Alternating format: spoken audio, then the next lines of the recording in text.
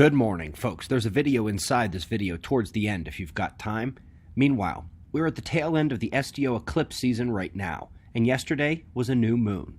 Both Earth and Moon eclipsed the satellite yesterday, as we'll see on multiple wavelengths here. If you are new to SDO eclipses, we get them twice a year in terms of the satellite going behind Earth, and almost every new moon, we get a couple there too. Yesterday, it was the new moon making the best display amidst otherwise quiet activity on the surface.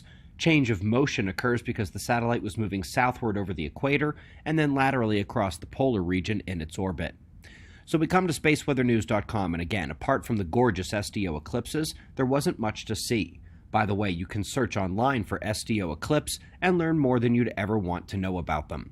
Meanwhile, none of that affects the solar wind, which continued its downward trend in intensity yesterday. Geomagnetic conditions, all quiet. A last quick note on that SDO eclipse, actually. The moon eclipses look fairly defined in a circle, but the satellite is closer to Earth and the atmosphere is thick, so the grainy eclipses are Earth. One of the moon frames caught me yesterday as being very intriguing during that event. The magnetogram for one frame was able to capture both the sun and a piece of the moon. You can see how magnetically their surfaces appear different in the high detail return, and I remembered that the moon has a tenuous atmosphere and ionospheric layers, and so I flipped on the color returns. Indeed, we've got alternate polarity shells out there on the periphery of the moon. Folks, this might be the magnetogram's capturing of the thin exospheric layers of the moon for the first time ever. Top seismic event yesterday struck Turkey. While it shook Iran, the damage and deaths occurred westward. 9 dead, dozens of homes collapsed. Locusts are back in the news, this time not in Africa, however, but in India. They seem to be somewhat hungrier than the African swarm. Meanwhile, despite drought and bushfires, the agricultural sector had a banner year in southern Australia, numerous crops seeing a double-digit increase in their yearly totals. Modesto, still no rain, still breaking high records, while snow and ice are part of Scotland's wettest February ever, and of course, this is still happening in the United States, and it really hasn't even begun in the eastern part of the country yet. A team is investigating the great filter question for our species, and hoping it can be answered by finding techno-signatures of life in the cosmos. Now, while that is currently a pipe dream, it does bring up the interesting question of whether Earth's catastrophe cycle is our great filter. On the podcast yesterday at our website, we went over the possibility that humans have 12,000 years or so to progress and expand into space before the sun sends us back to the beginning to try it all again. Triple cosmology set here before we get to that video within this video. First, an excellent paper is digging a tunnel through hectares of nonsense to arrive at the conclusion that alphanic activity dominates the auroras, being far more widespread and ubiquitous in the system. This is, of course, critical because Alphane's version is not currently mainstream science. It's the plasma cosmology version of magnetic reconnection and particle physics, so a good practice would be that every time you see them say something about how critical alphanic things are to the science, just think to yourself Birkeland, Alphane, Peratt, plasma cosmology. Now we're going to keep with that here, but focusing on the dusty element of the paradigm. It turns out that 90% of all dust ever created in nova stars within galaxies has either been destroyed by light or ejected from the galactic systems. Now, how much of that was destroyed versus ejected into the circumgalactic medium is, of course, one of the most critical questions in galactic astrophysics. The lost light of Hubble and the hidden very hot phase of those media indicate the ejection pathway is preferred. And that brings us to a similar situation, but from a completely different angle. And with a nod to Halt and ARP, they suggest that distance markers to space objects might be off. But in this case, they are pretty convincingly showing that one of the biggest problems, one of the two things causing confusion, is either too high of emissivity in the outer galactic regions, too low of emissivity in the galactic interiors, or most likely, both. Now, emissivity is the ability of something to emit infrared light, so we're talking about dust here, re-emitting the energy it took in as photoionizing light of higher wavelengths. Now, if they're noticing a mismatch in there being too high of emissivity in the outer zone, meaning more dust, and lower emissivity inside, meaning less dust, then we have no choice but to follow the totality of the literature and say that yes, it was probably ejected, not destroyed. It is populating the circumgalactic medium and helping to hide the plasma there too, meaning we don't see everything involved in the galactic dynamics, and as our video from a week ago laid out, there is no galactic rotation problem.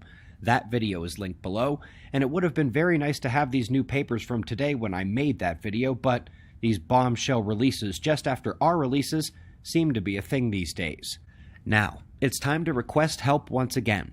Thanks to all of your help yesterday, we now know what we have to do in order to get the primary piece of literature in the community properly indexed and its citations captured by Google as well. It is not complicated, but it is time-consuming. Here's the story, and shocker, we just have to follow directions. Hey folks, the good news is that many of you came through for us yesterday, and we know what we have to do in order to get the book indexed by Google. The bad news is that requires reformatting most if not all of the more than 450 citations in the book. Here is the story of the academically inexcusable and what we're going to do to fix it.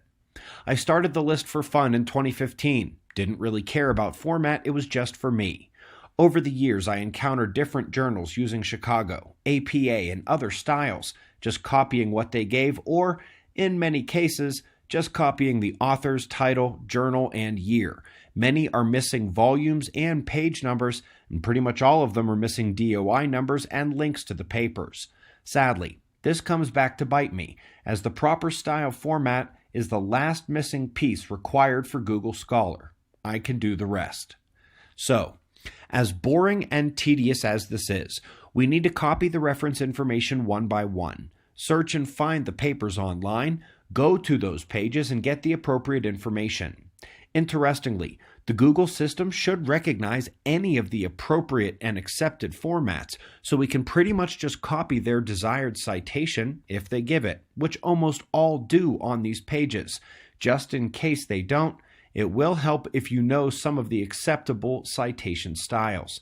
And you can either copy their DOI link they provide or copy the URL web address from your browser if they do not provide a DOI. We are remaking the reference list one by one, keeping the alphabetical order, and yes, it turns out the most painstaking aspect of getting over that Google Scholar hurdle, which will be huge for the community, is at hand. Hopefully, we'll be able to split these up among a number of you to make it easier, but indeed, you likely need to be detail-oriented, and it helps if you know citation formatting. Again, being OCD wouldn't kill you on this one either, but most importantly, it's best if you care.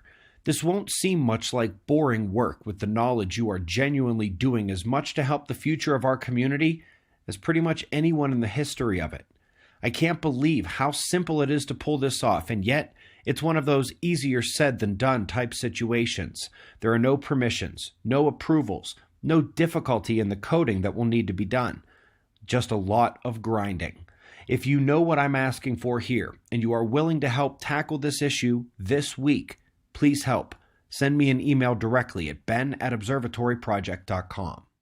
Folks, we greatly appreciate your support. We've got wind map forecasts and shots of our star to close, and of course, we'll do this all again tomorrow, right here, but right now it's 4:45 a.m. in the new Valley of the Sun. Eyes open, no fear.